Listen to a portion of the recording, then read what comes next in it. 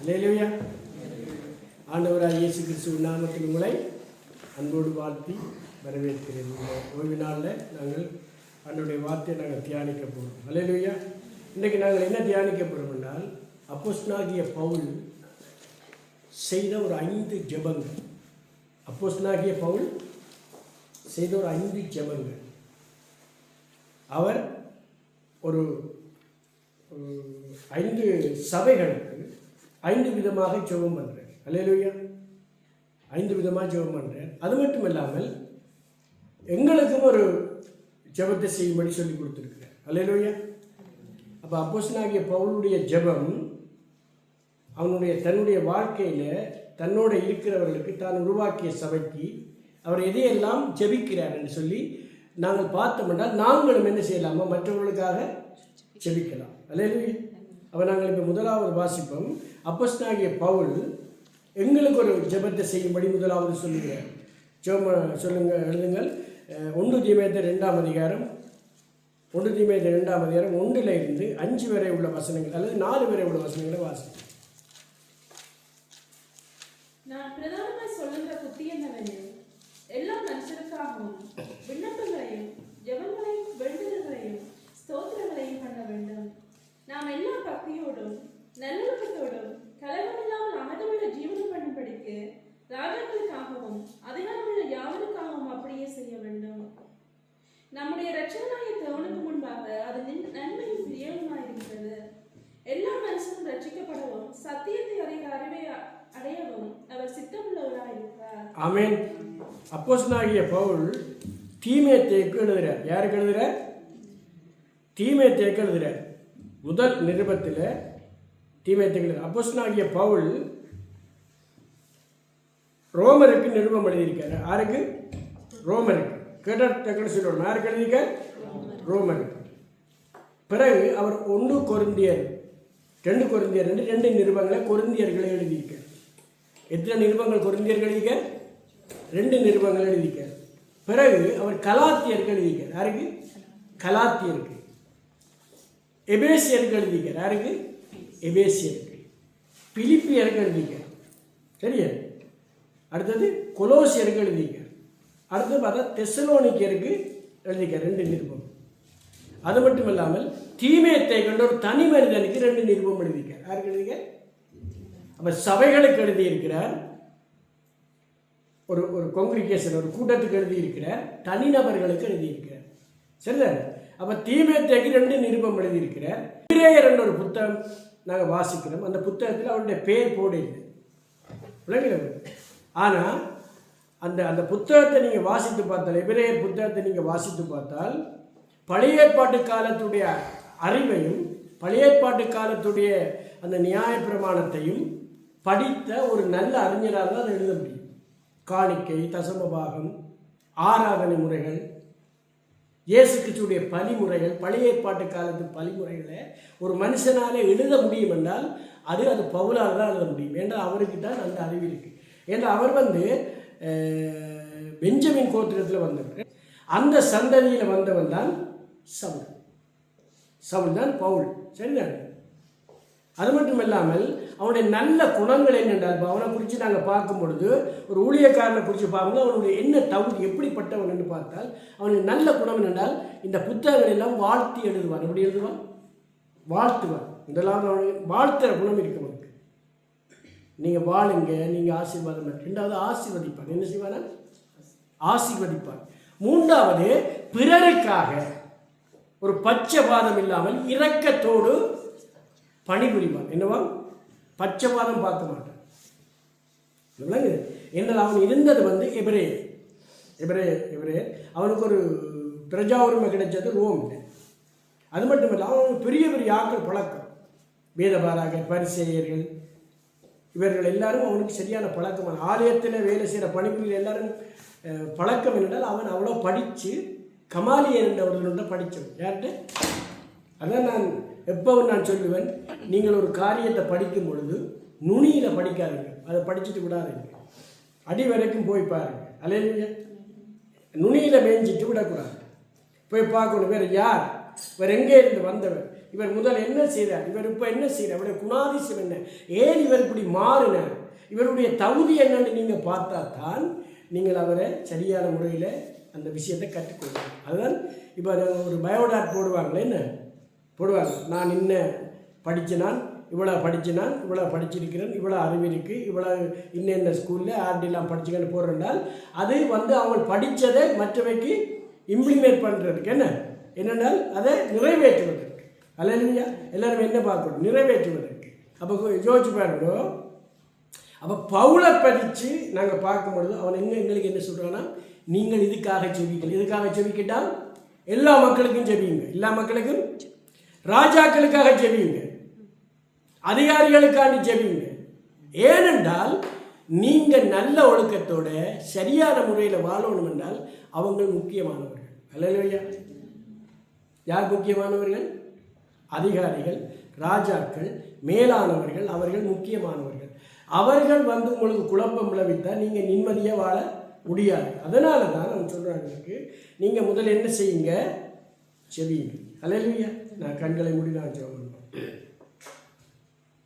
அப்பா என்றும்மை நான் அழைப்பேன், அன்பை என் இதயத்தில் வளர்ப்பேன், ஆவியோடும் உண்மையோடும் துதிப்பேன், ஒரு அழகான ஆராதனை செய்வேன்.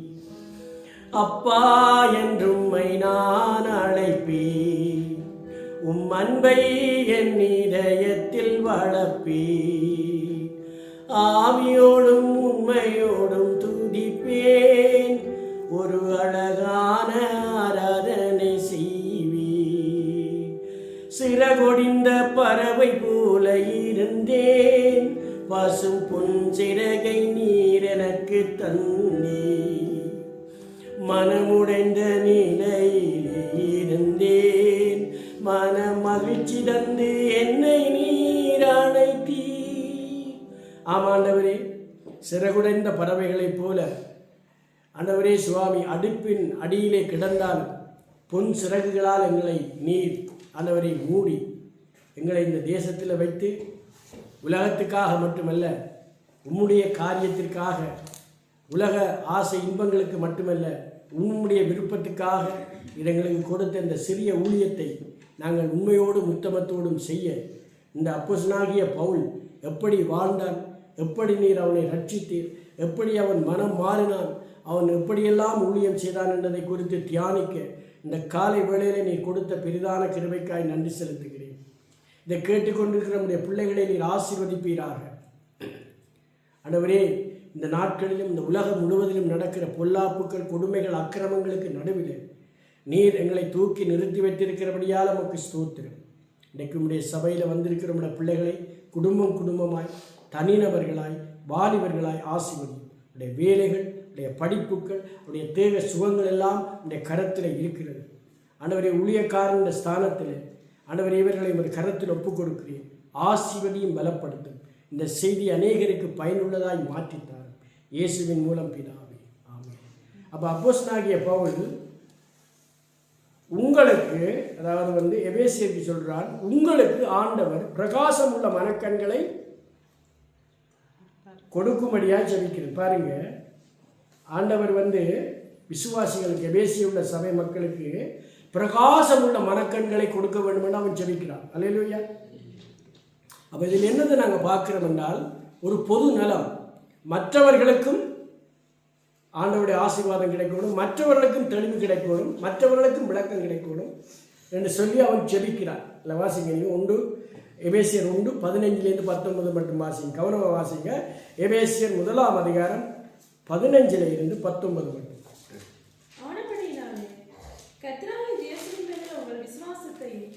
பரிசுத்தவான்கள் எல்லாரும் உங்கள் அன்பை குறித்து நான் கேள்விப்பட்டு இடைவிடாமல் உங்களுக்காக ஸ்தோத்திரம் பண்ணி என் ஜெபங்களில் உங்களை நினைத்து நம்முடைய கர்த்தராகிய இயேசு கிறிஸ்துவின் தேவனும் மகிமையின் பிதாவுமானவர் தம்மை நீங்கள் அறிந்து கொள்வதற்கான ஞானத்தையும் தெளிவையும் அளிக்கிற ஆவியை உங்களுக்கு தந்தருள வேண்டும் என்றும், தான் நம்மை அழைத்ததினாலே நமக்கு உண்டாயிருக்கிற நம்பிக்கை இன்னதென்றும், பரிசுத்தவான்களிடத்தில் தமக்கு உண்டாயிருக்கிற சுதந்திரத்தினுடைய மகிமையின் ஐஸ்வர்யம் இன்னதென்றும், தான் கிறிஸ்துவை மரித்தோரிலிருந்து எழுப்பி அவரிடத்தில் நடப்பித்த விசுவாசிக்கிறவர்களாகிய நம்மிடத்தில் காண்பிக்கும் நம்முடைய வல்லமையின் மகா மேன்மையான மகத்துவம் என்னதென்றும் நீங்கள் அறியும்படிக்கு அவர் உங்களுக்கு பிரகாசமுள்ள மனக்கண்களை கொடுக்க வேண்டும் என்று வேண்டிக் கொள்கிறேன். உங்களுக்கு பிரகாசமுள்ள மனக்கண்களை ஆண்டவர் கொடுத்தால் விளங்குச்சு. அப்ப நீங்க இப்படிப்பட்ட குணாதிசயங்கள் உள்ளவர்களாய் மாறுவீர்கள். உங்களுக்கு தானே நீங்க இப்ப வாசித்தது என்ன? 14ஆம் அதிகாரத்திலிருந்து என்ன வாசிக்கிறீர்கள்?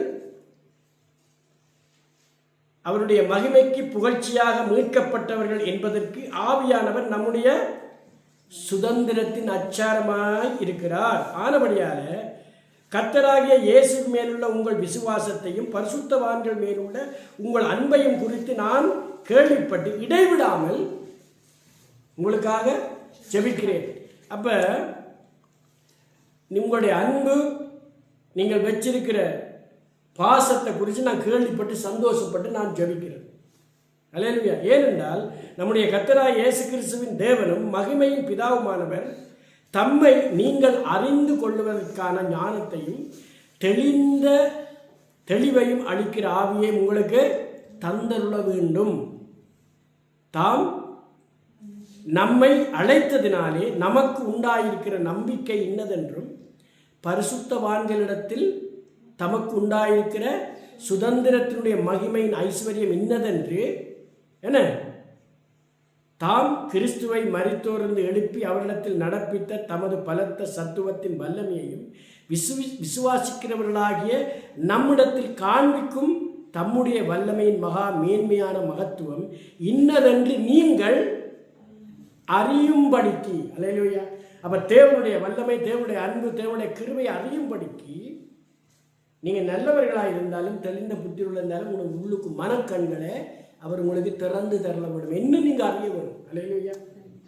உண்மையிலே ஒரு சபையை நடத்துகிற ஒரு ஆளுக்கு என்ன விருப்பம் என்றால் சபைக்கு வர்றவர்கள் ஆசீர்வதிக்கமாக இருக்கும். அல்லேலூயா. அப்படிதான் எங்களுக்கு அது பலம். அப்போஸ்தலனாகிய பவுலுடைய புத்தகத்தை நான் அடிக்கடி வாசிக்க எங்களுக்கு ஒரு தூண்டுதல் வரும். சும்மா நாம் போய் இருந்து போட்டு ஒரு வசனத்தை வாசிட்டு ஜபிக்கிறது இல்லை. ஒரு பந்தி எடுத்து அந்த பந்தி எடுத்து வாசி அது என்னென்ன இருக்குன்னு தியானிப்பேன். ஏன் இவர் இதை எழுதுகிறார், அவளே எழுதுகிறார், எதற்காக எழுதுகிறார், என்ன நோக்கம். அன்னைக்கு அவனுக்கு அவ்வளோ எதிர்ப்பு இருந்தது. எவ்வளவு தூரம் சபையை பாழாக்கினாரோ, எவ்வளவு தூரம் இயேசுக்கு விரோதமாக இருந்தாரோ, எவ்வளவு தூரம் தன்னுடைய மார்க்கத்தில் உண்மையாக இருந்தாரோ, அவருடைய இருதயத்தில் பரிசுத்த ஆவியானவர் ஊற்றப்பட்டார் என்று ரோமருக்கு எழுதுகிறார். தான் என்ன மாற்றம் என்றால் ரோமர் 5ஆம் அதிகாரம் 5 எழுதுகிறார், என்னுடைய இருதயத்தில் பரிசுத்த ஆவியினால அன்பு ஊற்றப்பட்டிருக்கிறது. ஹல்லேலூயா. நீங்க சொல்லுங்க, தேவனுடைய அன்பு பரிசுத்த ஆவியால என்னுடைய இருதயத்தில் ஊற்றப்பட்டிருக்கிறது. இந்த அன்பு இல்லைன்னா நாங்கள் ஊழியம் செய்ய முடியாது. அதை நீங்க உணர்ந்து கொள்ளணும். இந்த பரிசுத்த ஆவியான தூண்டுதல் இல்லை என்றால் இப்போவும் நீங்கள் இப்போ பவுலுடைய புத்தகங்களை பார்த்தீங்கன்னா கொரிந்தியர்கள் எழுதும்போது சொல்கிறேன், ஆவிக்குரியவன் எல்லாவற்றையும் ஆராய்ந்து நிதானிக்கிறார். அப்போ உனக்கு பரிசுத்த ஆவி தந்தபடியால் நீ ஆராய்ந்து நிதானிக்கிறார். கொரிந்தியர்கள் எழுதும்போது சொல்கிறார், இப்போ நீங்கள் வைத்திருக்கிற சரீரம் அல்ல, அந்த சரீரம் மறுரூபமாக்கப்படும். கொரிந்தியர்கள் எழுதுகிறார். விளங்குறவங்க. எபேசியர்கள் எழுதுகிறார், உங்களுக்கு வான மண்டலத்தில் பொல்லாத ஆவிகள் இருக்கு, அதோட உங்களுக்கு போராட்டம் இருக்கு, அதுக்கு நீங்க கவனமா இருங்க. பிலிப்பியர் எழுதுறார் எப்படி என்றால், என்ன பலப்படுத்துற நான் அல்ல, என்ன கெட்டித்தனம் அல்ல, என்ற அறிவல்ல, என்னுடைய படிப்பு அல்ல, என்னுடைய மார்க்கம் அல்ல, என்னை பலப்படுத்துகிற கிறிஸ்துவினாலே எல்லாவற்றையும் செய்ய பலம் உண்டு. இப்ப பவுலுடைய விருப்பம் என்ன தெரியுமோ, நான் ரட்சிப்புக்கு நடத்தினேன், நான் சொல்ற பிள்ளைகளுக்கு பிரகாசம் உள்ள மனக்கண்களை ஆண்டவர் கொடுக்கணும். 2வது வசனம் வாசிங்க. எபேசியர் 3:14-19 மட்டும். எபேசியர் 3ஆம் அதிகாரம் 14-19 மட்டும். இது நிமித்தம் நாம் பரலோகத்திலும் உலகத்திலும் உள்ள முழு குடும்பத்துக்கும் நாமக்காரனாகிய நம்முடைய கர்த்தராகிய இயேசு கிறிஸ்துவின் பிதாவை நோக்கி முழங்கால் படியிட்டு நீங்கள் அவருடைய ஆவியினாலே உண்டான மனுஷனின் வல்லமையால் பலப்படவும் விசுவாசத்தினாலே கிறிஸ்து உங்கள் இதயங்களில் வாசமாயிருக்கவும் நீங்கள் அன்பிலே வேரூன்றி நிலை பெற்றவர்களாக சகல பரிசுத்தவான்களுடன் கூட கிறிஸ்துவினுடைய அன்பின் அகலமும் நீளமும் ஆழமும் உயரமும் இன்னதென்று உணர்ந்து அறிவு கெட்டாத அந்த அன்பை அறிந்து கொள்ள வல்லவர்களாகவும் தேவனுடைய சகல பரிபூர்ணத்தால் நிறையப்படவும் அவர் தமது மகிமையுடைய ஐஸ்வர்யத்தின்படி கொள்கிறேன். பாருங்க, நீங்கள் கவனிச்சுக்கொள்ளுங்க. இந்த வசனங்களை நீங்கள் வீட்டை போய் வாசிக்க இந்த கடைசி பகுதியில் எழுதுவான், உங்களுக்காக வேண்டிக் கொள்கிறேன். என்ன எழுதுவான்? என்னதுக்காக வேண்டிக் கொள்கிறேன். மேலே கொஞ்சம் விஷயங்களை சொல்லியிருப்பான். நீங்கள் இப்போ நேரம் இல்லை, வீட்டை போய் வாசிங்க. எனக்கு தெரியும் என்னென்னு சொன்னால் கண்ணீரம் எடுக்கும். இப்போ உங்களுக்கு பிரகாசமுள்ள மனக்கண்களை என்னத்துக்காக தர வேண்டும்? ரெண்டாவது அந்த 19 என்ன எழுதி கடைசி வசனத்தில்? இப்போ நீ வாசித்த கடைசி வசனம் எபேசியர் 3:19. அறிவிக்கட்டாத அந்த அன்பை அறிந்து கொள்ள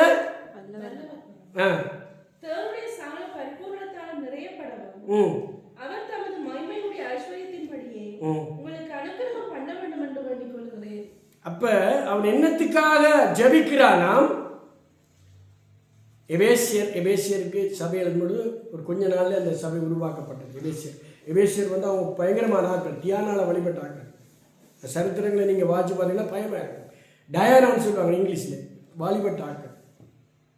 அந்த டயானா தான் நீங்கள் வேற மதத்துக்குள்ளே வந்தது, தாயா வந்தது, விளங்குதாங்க. அப்போ அந்த அந்த ஊழியக்காரனுடைய யோசனையை நாங்கள் பார்க்கும் பொழுது நாங்களும் மாறலாம். அப்படி நாங்களும் இப்படியான ஜெபத்தை தான் செய்யணும். ஏன்னு நாங்கள் முதல் பார்த்து நான் தீமை தேவை தேவனுக்கு விருப்பம் என்னவா? நீங்களும் நானும் ஜெபிக்க அந்த பிள்ளைக்கு ஜெபிக்க வேண்டும். அது ஆண்டவருக்கு விருப்பம். விளங்குறோம், ஆண்டவருக்கு விருப்பம். கண்ணநீரம் எடுக்கும் சொல்ல நீங்கள் அர்த்த வாசிங்க. பிலிப்பியர் 1:9-11 மட்டும் வாசிங்க. பிலிப்பியர் 1:9-11 மட்டும். மேலும் உத்தமமானவர்களை நீங்கள் ஒப்புக்கொள்ளத்தக்கதாக உங்கள் அன்பானது அறிவிலும் எல்லா உணர்விலும் இன்னும் அதிகமாய் பெருகவும் தேவனுக்கு மகிமையும் துதியும் உண்டாகும்படி இயேசு கிறிஸ்துவினால் வருகிற நீதியின் கனிகளால் நிறைந்தவர்களாகி நீங்கள் கிறிஸ்துவின் நாளுக்கென்று துப்புரவானவர்களும் இடரலற்றவர்களுமாய் இருக்க வேண்டுதல் செய்கிறேன். சகோதரரே, எனக்கு சம்பவித்தவர்கள் விசேஷம் பிரபலமாகும்படிக்கு ஏதுவாய் சென்று நீங்கள் அறிய. பிலிப்பியர் 1:9-11 வாசிங்க. இப்போ நீங்கள் கவனிக்கணுங்க. பிலிப்பியருக்கு எழுதும்போது அவர் சொல்கிறார் என்னென்றால் துப்புரவாகணும் என்று ஜெபிக்கிறார். விளங்குறவங்களுக்கு ஒவ்வொரு ஜெபத்திலும் அவனுடைய சாராம்சம் என்னவென்று சாராம்சம் தெரியுது. சாராம்சம் என்னவென்றால் மனக்கண்களை திறக்க வேண்டும், நீங்கள் அறிய வேண்டும். இதில் என்ன சொல்கிறாங்கன்னா நீங்கள் துப்புரவாக வேண்டும். அல்லேலூயா. விளங்க. இப்போ அநேகமான ஆட்கள் நாங்கள் ஜெபிக்கும் பொழுது என்ன செய்வோம்? மற்றவனை பற்றி யோசிக்க மாட்டோம், எங்களை பற்றி தான் யோசிப்போம். ஆனால் அப்போஸ்தலனாகிய பவுலுடைய மாற்றமும் அவனுடைய ஊழியமும் அவனுடைய ஜெபங்களையும் பார்க்கும் பொழுது உண்மையாக ஒரு தேவனுடைய பிள்ளை அவனை பின்தொடர்ந்து செய்யலாம். அல்லேலூயா. அவனுடைய மனக்கண்களுக்கு முன்னாக மற்றவர்களை ஆசீர்வாதமாக பார்க்கிறான், மற்றவருடைய தேவைகளை சந்திக்க பார்க்கிறான், கர்த்தருடைய வருகையில் பங்கடைய பார்க்கிறான்.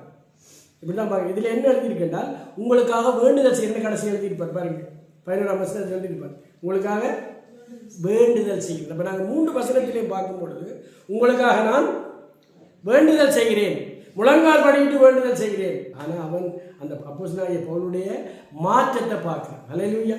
அதான் உண்மையான மாற்றம், உண்மையான அன்பு. நீங்கள் வேதத்தில் பார்த்தீங்கன்னா உண்மையான அன்பு, உண்மையான மாற்றம், உண்மையான இருதயம், உண்மையான சிந்தை இப்படி எழுதி கொண்டிருப்பார். அந்த 14 நிருபத்தை நீங்கள் வாசிக்க ஒவ்வொரு நாளும் ஒரு நிருபமாவது ஒரு பகுதியாவது நீங்கள் வாசிச்சிங்கன்னா உங்களுக்கு என்ன வேணும் என்றால் ஒரு உற்சாகம் வேணும். அல்லேலூயா. ஒரு ஆரோக்கியம் வேணும், ஒரு சந்தோஷம் வேணும். அவனவன் தனக்கானவைகள் இல்லை நோக்க கடவன் என்று எழுதுவான். அல்லேலூயா. இப்போ நீங்கள் இந்த 11ஆம் வசனத்தை மட்டும் வாசிங்க. பிலிப்பியர் 1:11. கிறிஸ்துவின் நாளுக்கென்று துப்புரவானவர்களாய் இருக்க வேண்டும், இடரலற்றவர்களாய் இருக்க வேண்டும் என்று வேண்டுதல் செய்கிறேன். ஆறு கெட்டு போனால் எனக்கு என்ன, பரலோகத்துக்கு போனால் எனக்கு என்ன, அவன் நாசமாக போனால் எனக்கு என்ன, இப்படி என்னெல்லாம் அவன் யோசிக்கிறது. அவன் என்ன சொல்கிறான் என்றால் நீங்கள் துப்புரவாகிறது மட்டுமல்ல, கிறிஸ்துவ நாளுக்கு இடரலற்றிருக்கும். அல்லேலூயா. இயேசு கிறிஸ்துவை சொல்கிறார் மத்திய சுவிசேஷத்தில், எவன் என்னுடைய நாமத்தின் இடர்களான அவனுக்கு ஐயோ. அல்லேலூயா. அப்போ அடுத்த வசனத்தை நீங்கள் வாசிங்க. இப்போ தெசலோனிக்கர் 3ஆம் அதிகாரம் 10-13 மட்டும் வாசிக்கும். 1 தெசலோனிக்கர் 3ஆம் அதிகாரம் 10-13 மட்டும்.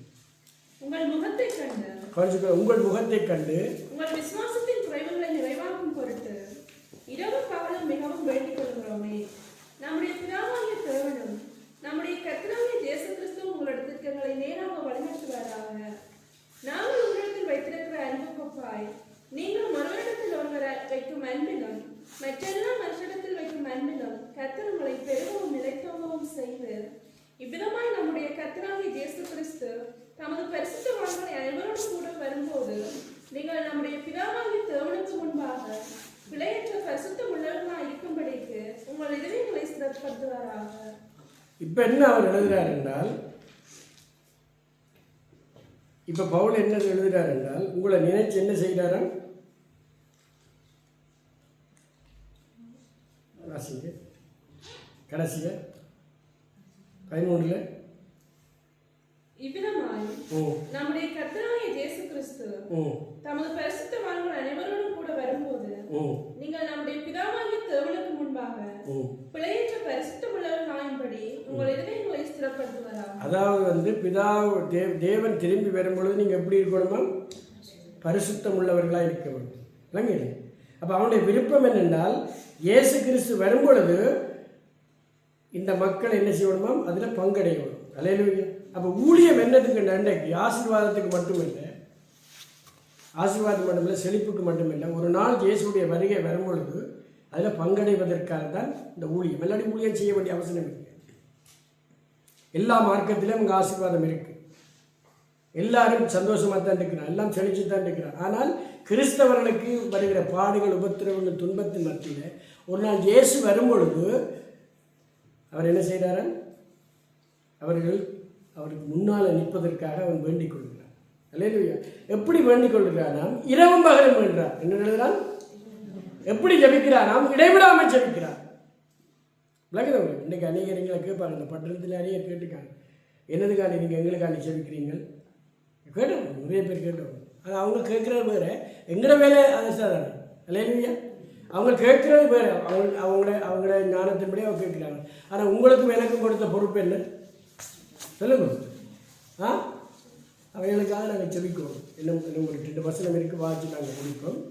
இப்போ நீங்கள் கொலோசியர் 1:9-11 மட்டும் வாசி. கொலோசியர்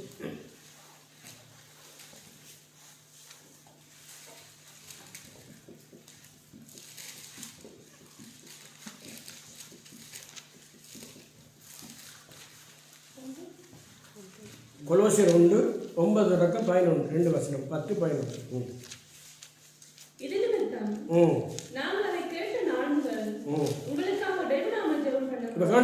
இடைவிடாமல் ஜெபிக்கிறார். என்னதுக்காண்டி? இடைவிடாமல் என்றால் என்ன? தொடர்ந்து ஜெபிக்கிறார். என்ன? இன்றைக்கு ஜெபிச்சுட்டு விட இல்லை, நாளைக்கு ஜெபிச்சுட்டு விட இல்லை, நாளன்னைக்கு ஜெபிச்சுட்டு விட இல்லை, இடைவிடாமல். என்ன நோக்கம் என்றால், அவர் தான் அந்த இடைவெளி விட்டார் என்றால் சாத்தான என்ன செய்வான்? நாங்களே புதன்கிழமை கூட்டம் வைக்கிறோம், நாங்களே சனிக்கிழமை கூட்டம் வைக்கிறோம், நாங்களே ஞாயிற்றுக்கிழமை கூட்டம் வைக்கிறோம், நாங்களே வியாழக்கிழமை ஜெபிக்கிறோம், நாங்களே வெள்ளிக்கிழமை ஜெபிக்கிறோம். அந்த இடைவெளி வரும் பொழுது மனுஷன் சோர்ந்து போவான். அது உண்மை. என்ன நாங்கள் சொல்கிறோம், நாங்கள் பெருமை அடைய முடியாது.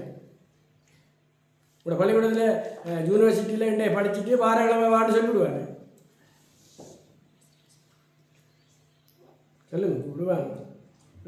ஏன்னா நீங்கள் தொடர்ந்து படிக்கணும்.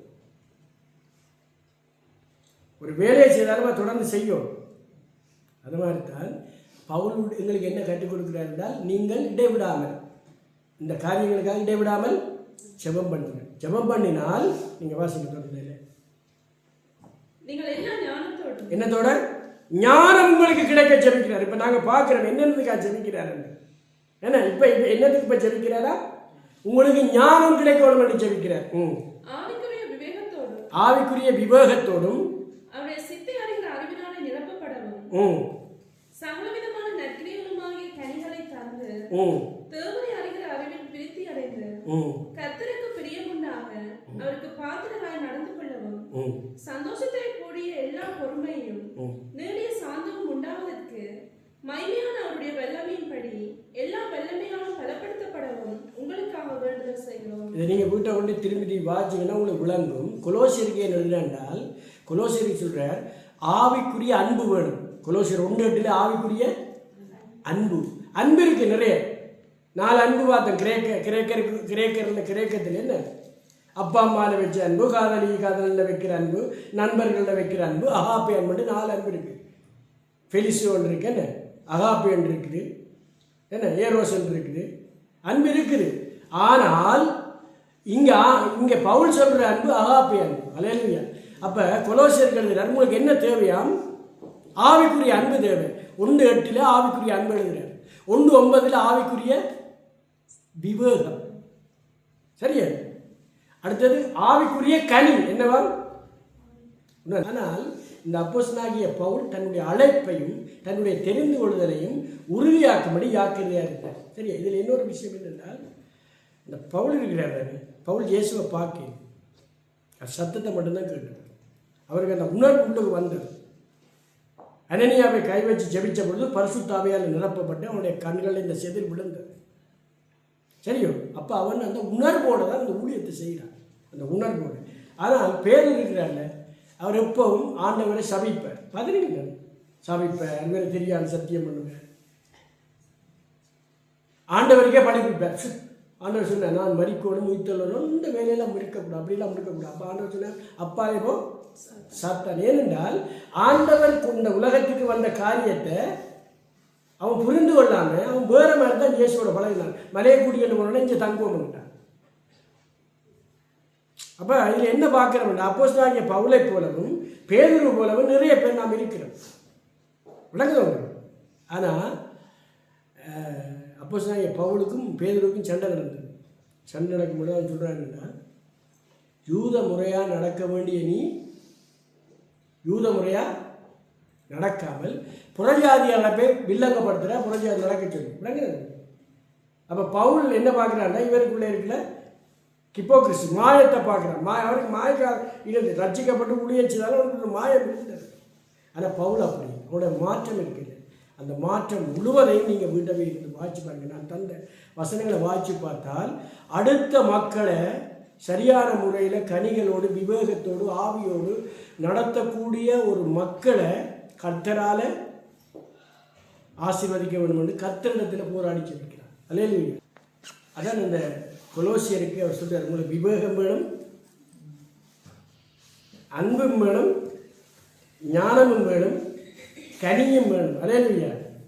அப்போ கிறிஸ்தவர்களுக்கு ஆண்டவர் என்ன கொடுக்குறார் என்றால், அவர் ஞானத்தை கொடுக்கணும்னு பவுல் பண்ணுறேன் என்றால், இப்போ நான் பார்த்தபடி ஒவ்வொரு சபைக்கும் ஒவ்வொரு மாதிரி எழுதிக்கிறாருங்க. ஒவ்வொரு சபைக்கும் அந்தந்த தேவை. அவங்களுக்கு சொன்னான் எபேசியருக்கு என்ன எழுதுகிறார், கொலோசியருக்கு என்ன எழுதுகிறார், பிலிப்பு. இங்கே பவுல் என்ன செய்கிறார் என்றால், அவருடைய ஜெபத்தில் மற்றவர்களுக்கு என்ன கிடைக்கணும் என்று ஜெபிக்கிறார். எங்களுக்கு என்ன புத்தி சொல்லி தந்தீங்க, நீங்கள் சரியான முறையில் நேர்மையாக வாழணுமெண்டா பிரின்சிபல் தேவை எங்களுக்கு. என்ன என்ன அங்கே படிப்பிக்கிற ஆசிரியர் தேவை, என்ன அங்கே இருக்கிற லீடர் தேவை. அதே போல தான் பவுலும் எங்களுக்கு ஒரு நல்ல லீடராக, நல்ல ஒரு போதகராக, நல்ல ஒரு டீச்சராக இந்த வேதத்தில் எழுதி கொடுத்துருக்காருன்னால், தான் பெற்ற சந்தோஷத்தை, தான் பெற்ற பரிசுத்தாவியானவர் எங்களுக்கு முத்திரையாக கொடுக்கப்பட்டிருக்கு. அல்லேலூயா. அப்போ நாங்கள் என்ன செய்யணுமா, பவுலை போல நாங்கள் ஆண்டவரிடத்தில் என்ன செய்யணுமா, பிறருக்காக செபிக்கணும். நான் கண்களை மூடி நான் சொல்லணும்.